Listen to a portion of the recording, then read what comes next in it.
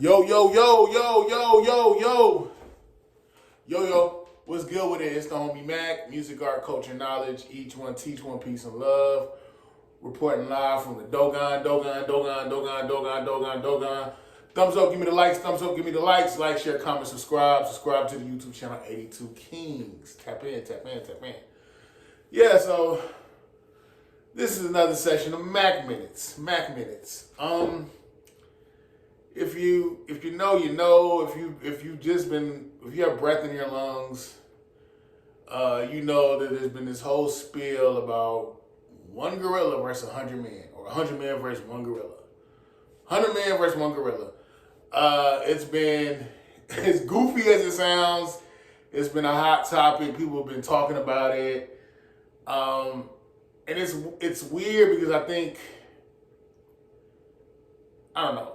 I try not to go deep. I try not to deep dive into conspiracy theories, MK Ultra, mind control, psychological warfare, CIA. I try not to go into all that.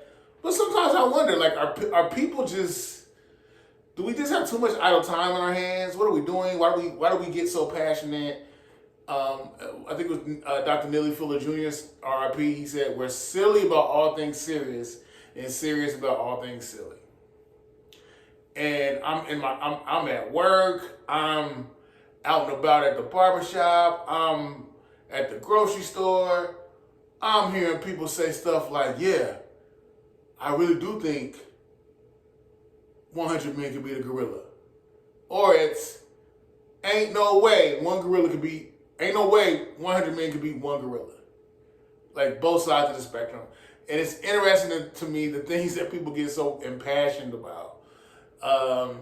And my thing is, like, where did all this even come from? So I did my Googles. I did some research. And I'm going to let you know what I found. So, the 100 men versus gorilla debate originated on Reddit's R Who Would Win subreddit in 2020. So this is around COVID. I guess people were bored. A user posed a question of who would win in a fight between 100 men and one gorilla. I'm assuming this is Silverback. Sparking a discussion on the forum. The question gained further traction on TikTok and other social media platforms in 2022. And again in April 2025, last month. Particularly after a tweet from Mr. Beast. Mr. Beast, we know about him, social media influencer. I think he has a show on Netflix or something. I mean, the man has a far reach, a lot of influence. That's where it came from. And I guess I don't want to go deep down into the conspiracy theory wormhole. But sometimes I just wonder, like, social media, sometimes I feel like it is a psychosocial form of engineering. You know, they say if you're not aware of your programming, you've been programmed. They give you information to keep you in formation. Like, it's just, if you don't think about what you think about, if you don't think about what's influencing your thought process, you can be controlled. And sometimes I'm thinking about this. It's like, yo, people are getting into whole debates about if one gorilla can beat 100 men. Whole debates. Think pieces. And sometimes I wonder, like, is this a form of psychosocial engineering? I'm not a psychologist. I'm not a psychiatrist. I guess to an extent you can say I'm a social theorist. But it's just interesting. I'm looking at this whole debate. I'm thinking, okay, I'll entertain it. Let's see what's up. So, the average gorilla can bench press. It's projected that the average gorilla can bench press anywhere from 800 to 4,000 pounds. Gorillas aren't necessarily that tall, man. I think they may be anywhere from like 5'7" to 5'8", 5'6", 5'6" to 5'8", which is, I think the average man may be like around 5'6", 5'7". But the muscle mass on the gorilla, I would say, is on average superior to that of a human being, a human male.